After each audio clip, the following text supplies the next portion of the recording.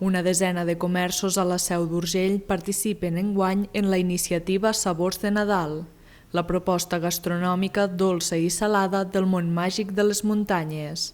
Alguns dels participants són fidels al mateix producte i altres canvien l'oferta cada edició. Enguany hi ha hagut alguns comerços nous que hi participen per primera vegada.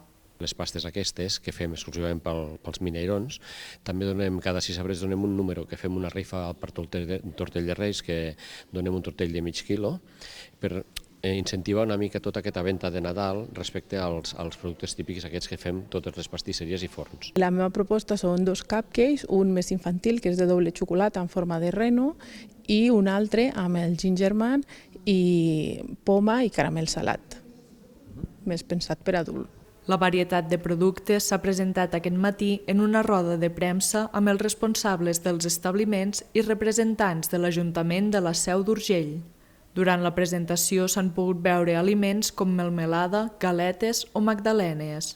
Els establiments participants s'identifiquen amb un mineiró a l'entrada.